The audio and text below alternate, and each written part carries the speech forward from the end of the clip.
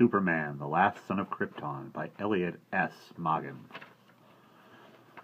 The scribe recorded the words of Sonnabend the prophet, words that would be preserved for eternity by the immortal guardians, a collection of verses to guide the righteous across the aeons. Not for billions of years by earth measure would the words of the particular verse he now recorded apply, but when the time came, they would certainly prove true. Starchild will leave a death world for the system of the rings, where the child will grow to legend, as his life the singer sings.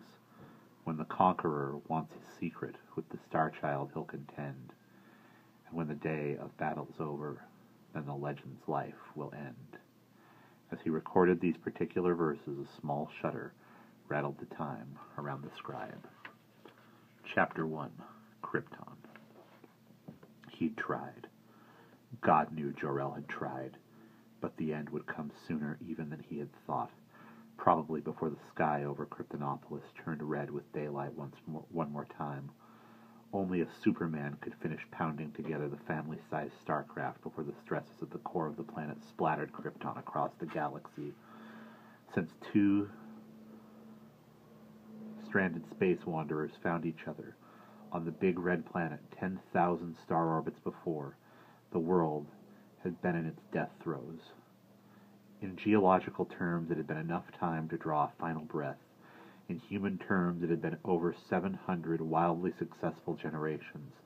Enough time to build a prosperous, self-satisfied civilization. Enough time to grow proud of a race that had tamed a world so unfit for human life that early generations had to sleep more than half the day and felt more comfortable crawling on all fours than walking erect. The gravity was that intense. If ever in the history of the galaxy there had been a test of survival for the fittest among the human family, it was on Krypton. The weak died before they could produce offspring, yet the infant mortality rate was frightful for thousands of years. But here, as on the thousands of other more habitable worlds across the stars to which man had migrated, the human species displayed its surprising adaptability. The land changed man long before man changed the land. The race's physiology was subtly altered, while outward appearances changed very little. Muscle tissue became denser. Motor reflexes became sharper. Perceptions broadened. Optic capabilities widened. A whole new range of physical abilities began developing, just to allow human beings to live under normal conditions on a planet whose gravity was monstrous, whose weather changes were drastic, whose sun was unusually variable as to heat and generally too dull as to light intensity. Finally, when the suffering was near an end, when subsistence on resources of a near depleted planet became possible, the race of humankind began to spread north and south from the relatively low gravity equatorial regions, and the humans began to build. They built with a vengeance.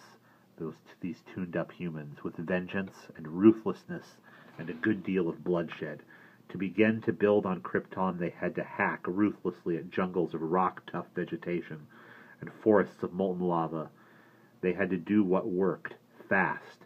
Those who did not let nature stand in their way do not allow other humans to do so either.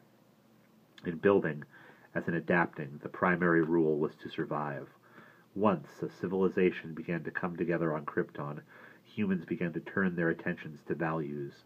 Among the creatures of the universe, humans possess a relatively high capacity for good. The Kryptonians took as an assumption of their lives the fact that there was a right and a wrong in the universe, and that value judgment was not very difficult to make. To kill, for example, was wrong. To give somebody food, for example, was right.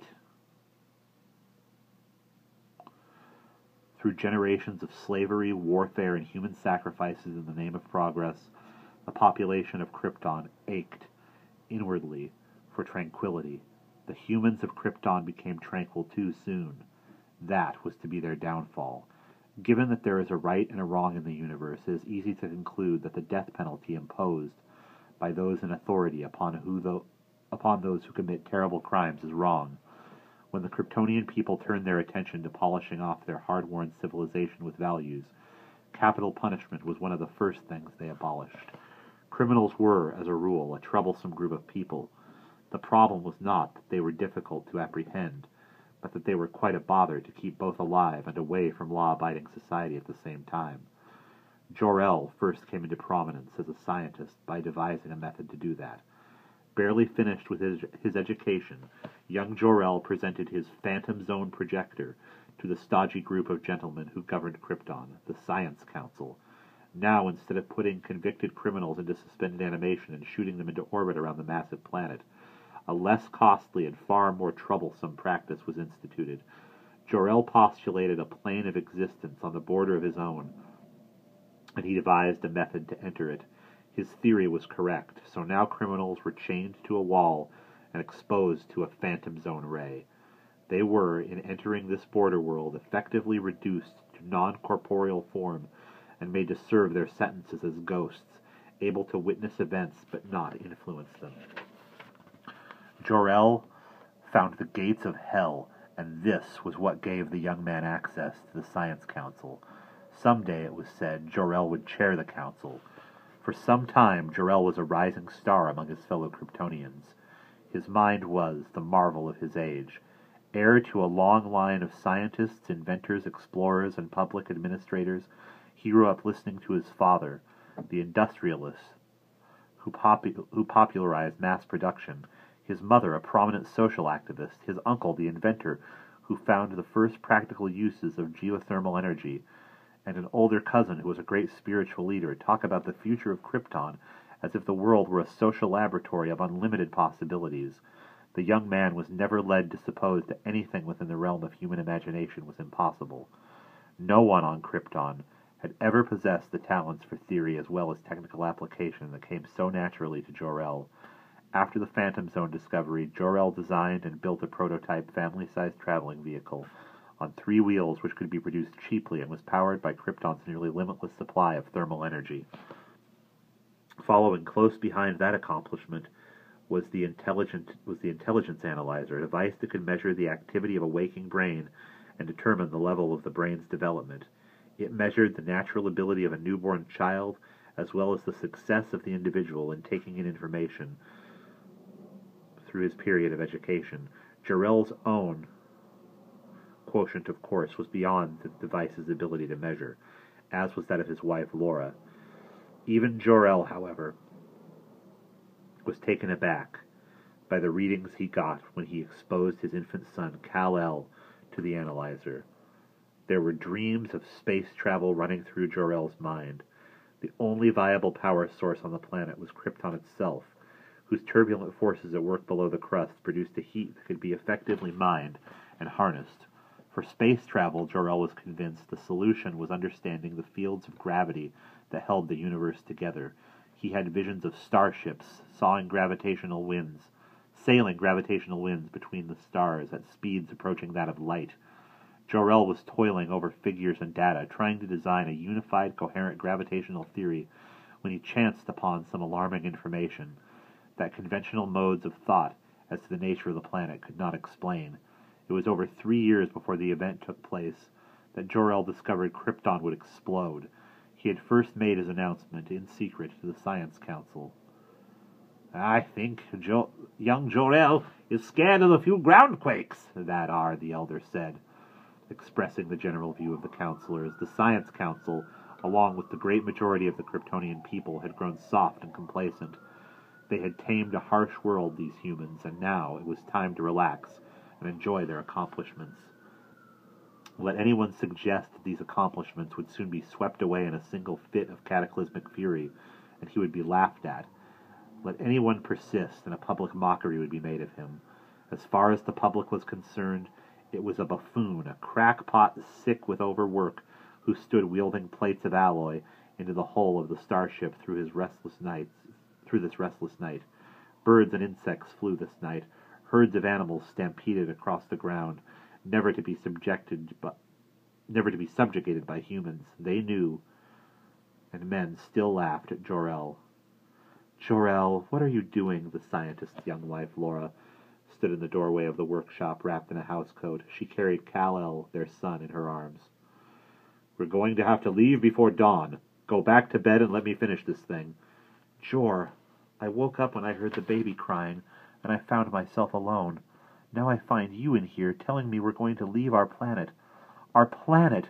For the love of all that's holy, before dawn? You want me to go back to bed?" "You have the choice of sleeping or winding yourself into a frenzy. If you choose the latter, I suggest you do it somewhere else, because it will only hinder my work." Jor-El didn't look up from his tinkering. "You've already worked yourself into a frenzy, Jor. And you've lost your perspective because of it." The infant in Laura's arms began to whimper. "Go back to bed, woman," Jor-El snapped on a pair of goggles, and picked up a liquid mortar burner to wield.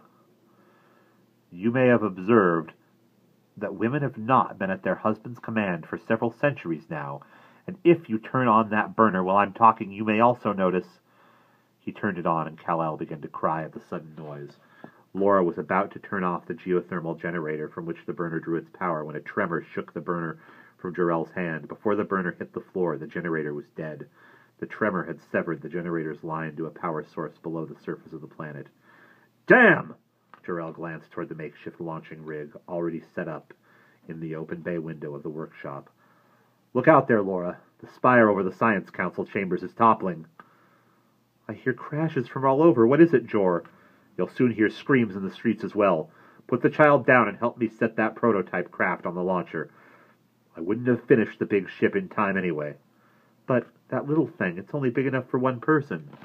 "Two, if they can squeeze a bit. Give me." Jor-El gruffly took the howling infant from Laura and placed him on the workbench. "What do you think you're going to do with this toy, Jor?" Laura helped him set the 7-foot prototype starcraft on a rig at the window.